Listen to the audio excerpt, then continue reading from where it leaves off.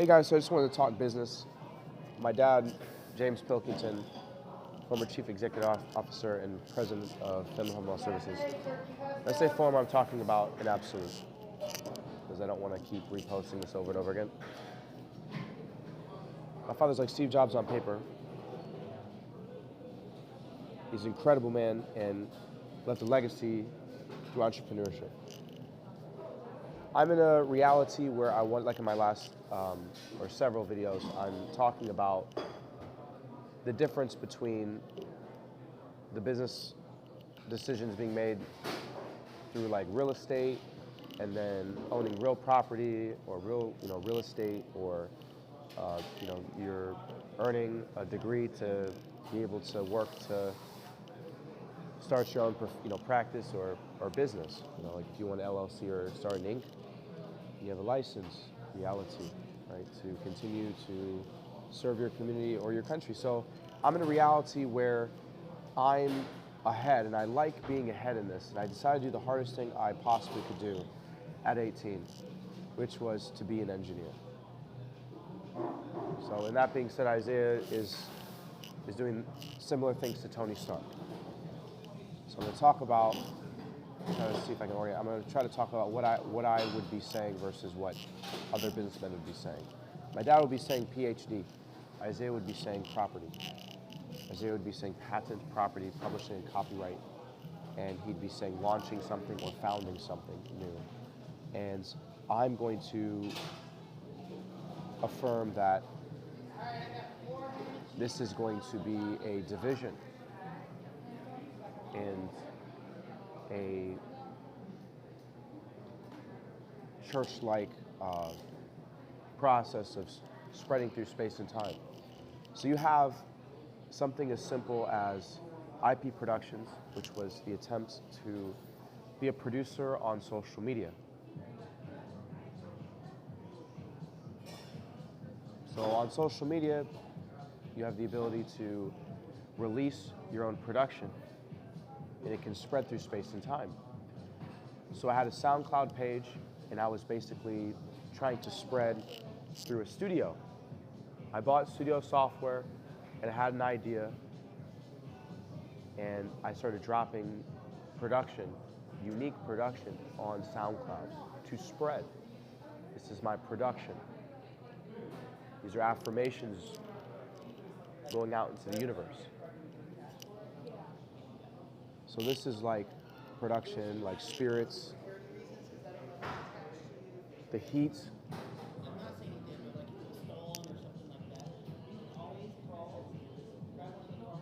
You have Champion.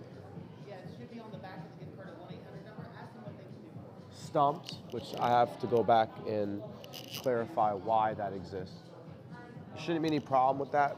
That's showing my brain. Like, they're like, oh, that, well, I mean, you can say the military, they do the same thing. But long story short, that was my endeavors to start a production, right, to spread online. A lot of people did it. There was a lot of SoundCloud pages that just dropped production online and created a following for it. After I did that, I was practical with my parents, and my parents said, you want to make money in LIGO. So your goal isn't just to create production, your goal is to make money. So that was basically me saying I need to find a way to impress them financially through my art. In that, you have DistroKid, you have every distribution. I mean, you have things like MySpace, things like Facebook, you have things like, YouTube, and you can drop content on there and spread and organize yourself and share things on Twitter and share things.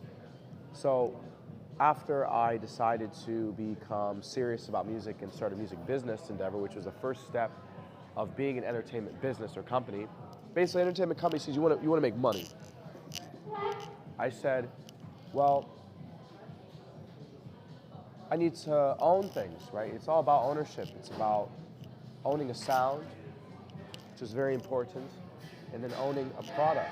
And you can launch a product or sell a product in an infinite amount of ways, I guess, from when I was a producer before high school. So I started when I was like 17, like trying to like design a music this and better. But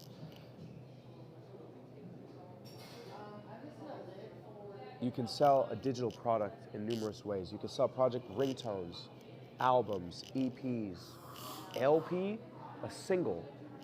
You could also sell like a musical or a play, I guess, the digital form of it, like the commercial. Or you could just say, I just want to release a commercial project out into the media that people buy. Most people do, they make money, but I didn't do that. Actually, I take that back. I did a double entendre commercial idea, but I was still just selling production. And not that it failed or not, it still spread the way I wanted to. It's just when my parents didn't understand it, and I said, you're telling someone to make money without being commercial. So typically speaking, like I was trying to tell him, I eventually fixed it. You're supposed to do it for free for a very long time.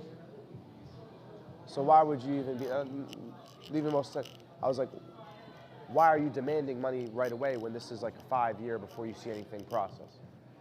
You give them demos. You ask people like, this is, you know, here's a bunch of production or something. Make beats for people. But you're kind of like doing stuff for free, you know, until you make money or have enough to create like a really good album and sell it online. So I did that, and then I decided to, I guess, relaunch everything and do the customers always right. This meant in 2018, even though I was doing production, you know, I was trying to gain credibility through like diction and doing freestyles and stuff, and saying I'm starting a studio. I said I'm going to launch an entertainment company in 2018. So entertainment company means that you are creating a product for many things and for many people. So it could be montage videos, it could be an instrumental, you release beats, it could be you're an exclusive beat maker, you are just a regular beat maker, you are a studio recording artist, or you are just a studio that's going to launch a film and then launch the soundtrack to it, or just the music to it. But in this, the studio is Pilkington Entertainment, IP Productions, and Pilkington Studios, obviously my name and identity. And then you can launch entertainment on like a TV-like platform. So I use Facebook, IP Productions, or IZAP Entertainment TV. Right? That's just like what the ad is. Right? It's like Dream Big, 23100. And you can basically film, and you can launch your film, or the process of you creating this business. Like you can actually show your mentality, your psychology. It's like a story. Like this is what I'm doing. Like, and then in production, you can, or through production, you can tell an amazing story. And then by the end of it, you're like Marvel Studios. You're like Paramount. You're like Lucasfilm. You're like Amazon MGM Studios. Because you've created something original and unique, and I invented something new within that, which is hi-fi and high fidelity, or high fidelity. If you don't know what hi-fi is, high fidelity. So it's like if you were in your studio software like me, and you're like, dude, like, you can create something new. You can design something new. So you have the concept of like you have 4D in filmmaking, you have standard definition, 1080p, 2040p, you have the ability to shoot in 4K, 8K, and I believe you have more than 8K, but if you filmed in or converted something to 20K resolution, you'd be the first person to own 20K film.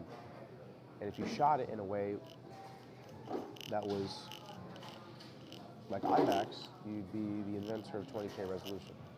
You'd also be the inventor if you were 60 frame per second guy or 70 frames per second guy. If you owned a whole bunch of film, you'd be the owner of 70 frames per second, or you'd be owner of a film that's shot in 20K at 70 frames per second. And there's other things, like you could call stuff like, this is our technology, we tinted it differently or something, or we have a different type of, you could say hue. There's a whole bunch of stuff you could do, but it's your decision to shoot the film like that. Like VR or something, or panorama shot. Sure, Pandora's done that, or not Pandora, but they've showed people like this is what we can convert this into many things. But Like I said before,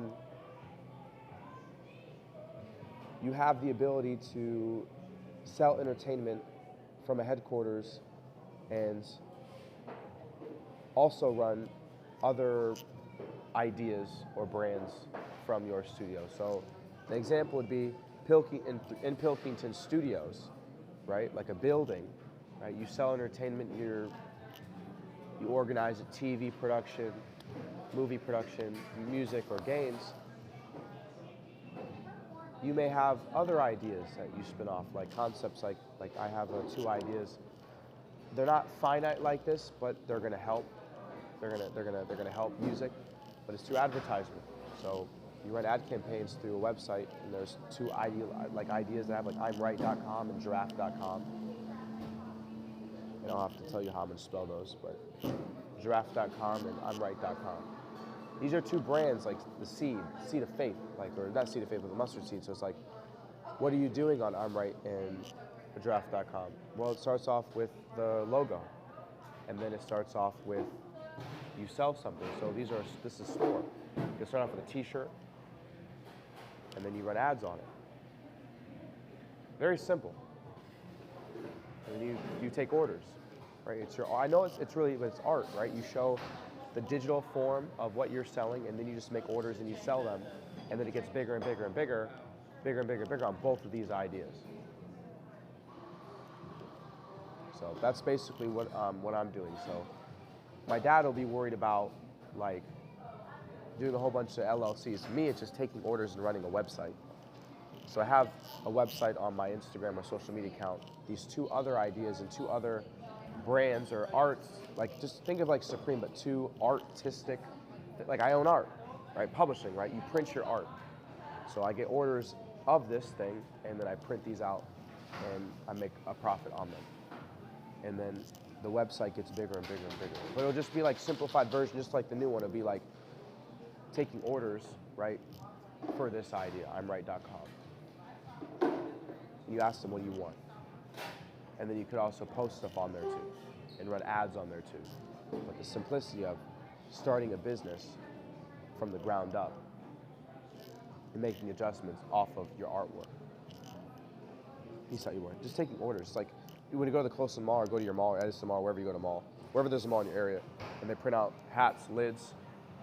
You can order whatever money you get, or you from your warehouse or whatever, your office, you ask them to basically, like let's say it's $100, right, that you get from them.